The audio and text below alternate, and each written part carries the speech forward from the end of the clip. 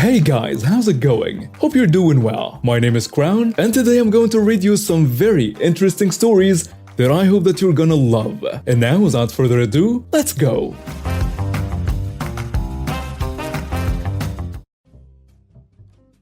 My aunt was one of two kids my grandparents had. My mother was a solar opposite to my aunt. She worked from the age of 12 in my grandfather's shop, never asked for anything, and eventually managed to start her own business. My aunt never held down a job till the age of 26, was constantly stealing from her parents, and was constantly in trouble. Despite this, my aunt was spoiled by my grandmother. And so were her kids. She had 3 kids from 3 different men, and her first husband was not one of them, if you know what I mean. Didn't matter what my aunt or her kids did, my grandmother would always jump to their defense. She never had time for my mom and her kids unless it was to get something from us. The only reason my mom would visit her was because she loved my grandfather. My grandfather passed away in 2004, and a few months after my nan decided to write up a new will, my mother and my aunt were both present for it when she signed it, so they knew what was in it. It made it so that when she passed away, her home would be sold and the money split 25 each to my mom and aunt, and the remaining 50% would go evenly to the grandkids. At the time, the home was worth more than £500,000, so it would be a nice little inheritance, but nothing life-changing. In 2010, my mom died after an accident and did not have a current will in place. As she no longer had her business and was renting a house, she didn't have anything of much monetary value. The only thing she was concerned about was what would be done at her funeral should she pass away. But had told me everything she wanted. The music, the flowers, a coffin color, and even what people were to wear at the funeral. She wanted people to wear bright, warm colors. So when she passed, my aunt and nan took over all the arrangements and tried to undo all the things I told them. The songs were going to be songs I knew mom didn't like. The flowers were all the wrong colors, and they picked a hideous coffin. With the help of my siblings, we were able to change a few of the things back to what they were supposed to be, but the coffin couldn't be changed for some reason, and my nan refused to let people come dressed as clowns, so it was all black. It was frustrating. After the funeral, my nan had her will changed. My siblings and I were told by our aunt that she didn't have any involvement with the writing of the will, and our nan told us that she changed it so that my mom's share would go to her kids instead. All good, we thought. After mom passed away, my nan just stopped talking about my mom. At first, we thought it was because she was still recovering from losing her daughter, but even 5 years after mom passed, she still wouldn't talk about her. Even if you brought up a story about mom, Nan would very obviously try to change the subject, usually about how hard my aunt and her annoying kids had it. And if you want to talk to her about your own problems, she would somehow bring it back to my aunt. I had suffered the mental breakdown after my mom's death, so you can imagine how much it hurt to hear, well, X has had it so much worse. In 2016, my aunt passed away. She had written down what she wanted to be done for her funeral, and it was basically all the same things she had picked out for my mom's funeral, even the music to be played. I don't know why she tried to have a dress rehearsal funeral using my mom as a stand-in, but it was obvious that's what she was trying to do. So after a couple of months, our siblings and I were waiting to hear about the will reading, and my aunt kept telling me, "Oh, it'll be another month before we can do the reading." I didn't mind. I wasn't fussed about the money, to be honest, but my oldest brother was hoping to use the money to pay for a honeymoon for him and his then fiancée, and my younger brother was about to start university, so it would be a hell of a help. Eventually, my dad bumped into the solicitor my grandmother had used to deal with her will, and asked what was happening.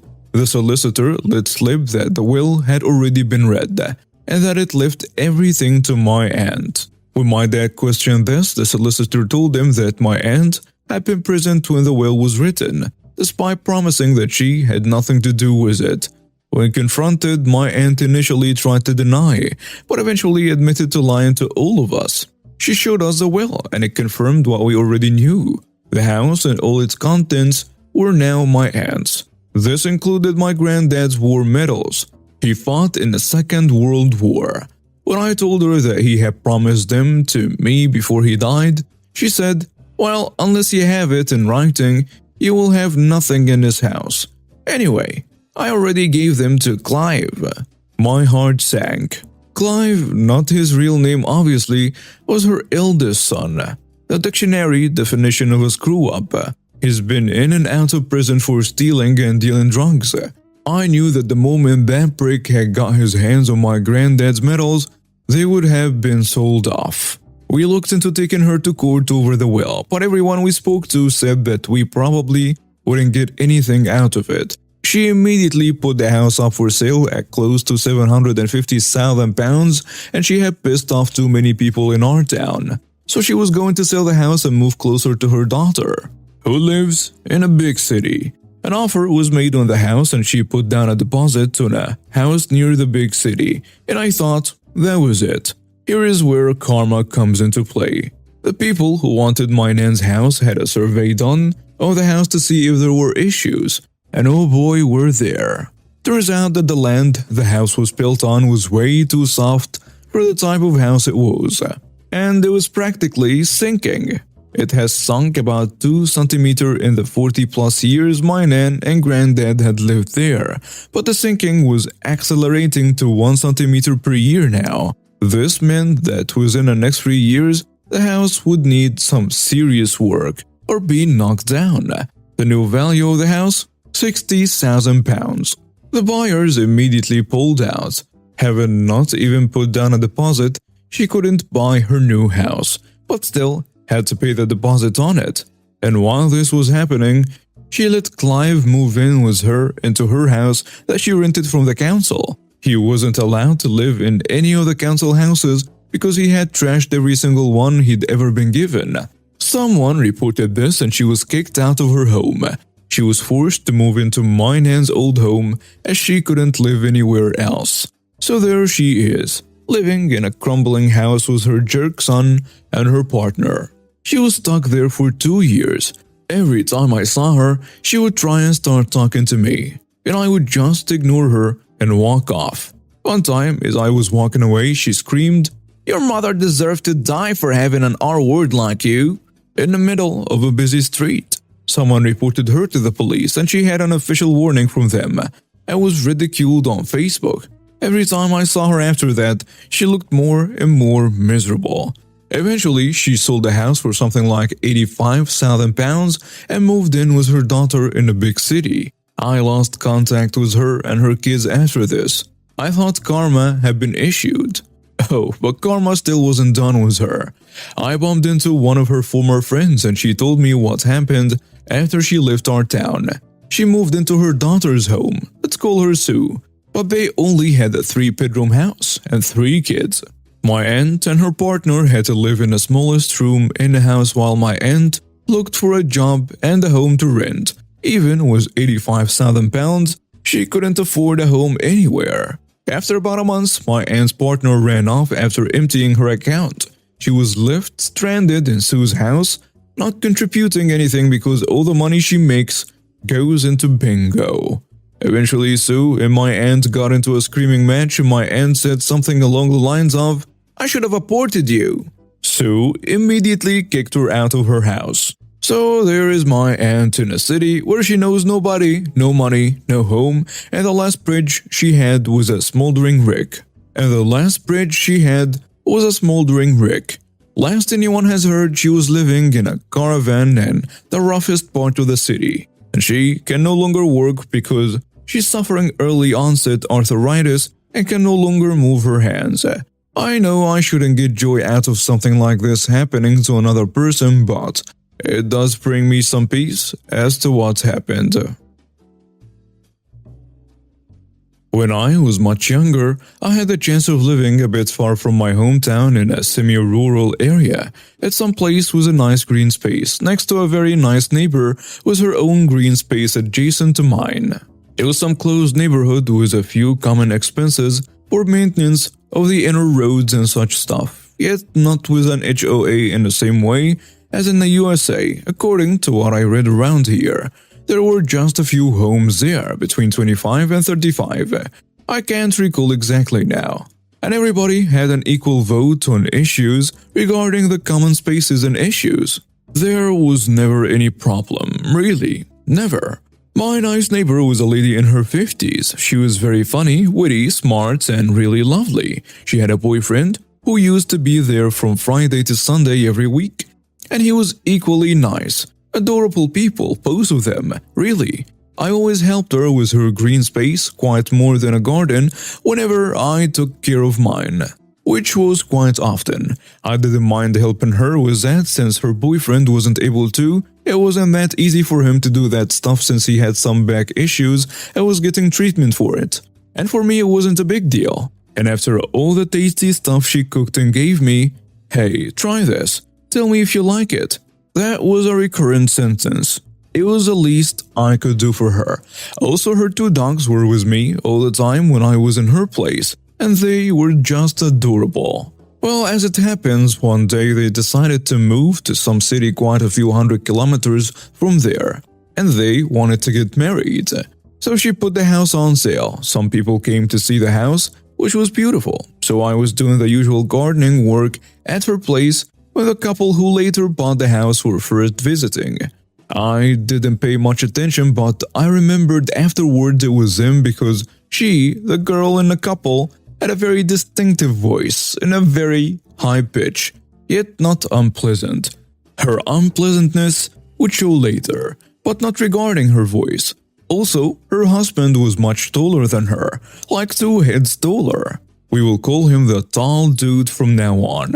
One day my neighbor and her boyfriend said their goodbyes, left with me a few things to donate, the ones they couldn't take care of, some for me if I wanted, I didn't, save for one great cast iron pan that somehow they wouldn't take. And they left. I was sad to see them go, and they were chasing a good future together, so I was also happy for them. Well, the new neighbors, the entitled neighbors from now on, got there one day, and I had been told beforehand by the realtor, so I worked a bit on their green space in order for it to look nice.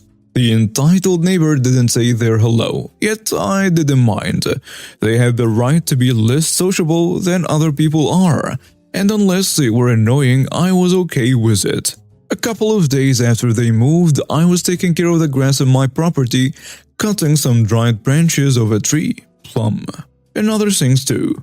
Then a high-pitched voiced lady, the woman of the couple, called me. I'm translating. "Hey boy, when you finish there, you gotta do some work here too. The grass is quite grown and we have more stuff to do." I was a bit confused at first, but then I remembered that when they first visited, I was doing gardening stuff for my former neighbor, and that's why she must have thought it was my duty. I got close to her and explained to her that I was doing maintenance of my property and that I was friends with my former neighbor and about her boyfriend's situation and why I was helping her. She said okay and went inside her house. A few days later, could have been 3 days, there was a monthly neighbors meeting. After a few issues were debated, mostly about a few pumps and the dirt roads, both entitled neighbors said they had an issue. And the woman said that I was refusing to do my chores and that I should get a reprimand and not be paid in full. I was quiet and calm and was about to speak when another homeowner who was aware of my relationship with my former neighbor said he was never getting paid. He doesn't do any work for any of us. He was helping his neighbor. That's it.